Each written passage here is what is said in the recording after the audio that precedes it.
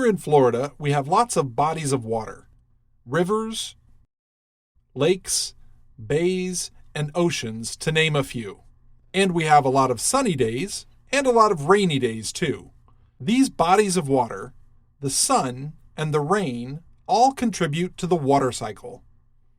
You can see the water cycle all around you all the time. Let's learn more about the water cycle. You know that electricity powers the lights in your house and many other things.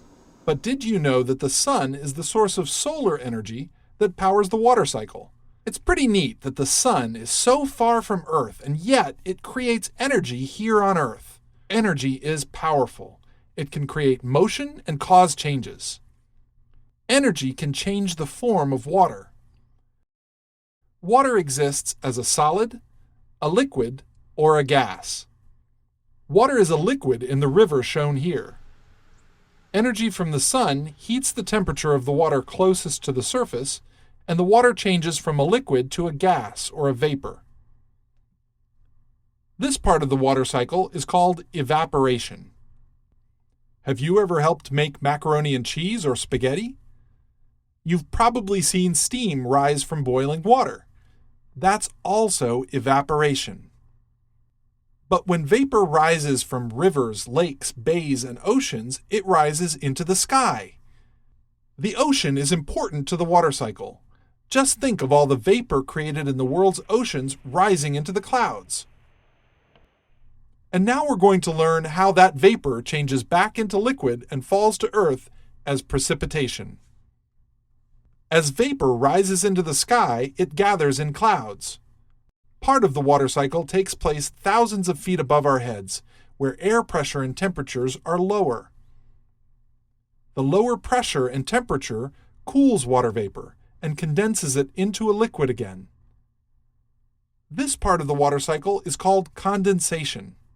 Condensation takes place in the clouds, as water vapor turns into raindrops. Eventually, these raindrops fall back to Earth as precipitation. In Florida, precipitation is usually rain, but it can be snow, sleet, or hail when the temperature is cold enough. When temperatures are really cold, water freezes into a solid form. Think about ice in a drink. Ice is water in a solid form. Now back to precipitation. People, animals, and plants should be grateful for precipitation. In Florida, precipitation, or rain, supplies most of the water we use in our homes and businesses. And plants and trees need rain to grow. Plants and trees use their roots to drink in water from the soil.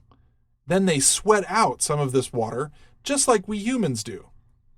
The sweat becomes vapor on the plant's leaves and rises into the clouds like the process of evaporation. Vapor has its own name when it's rising from plants and trees into the clouds. It's called transpiration. Plants and trees don't drink all the rainwater. Some rainwater is absorbed into the ground in a part of the water cycle called percolation. During percolation, water soaks through the layers of the earth, making its way to the aquifer. The aquifer supplies most of the water we use in west central Florida. The water cycle is important because it supplies the water people, plants, and animals need to live.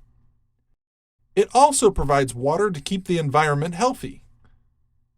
In Florida, you can see the water cycle all around you all the time. So next time it rains, be thankful because that's the water cycle at work.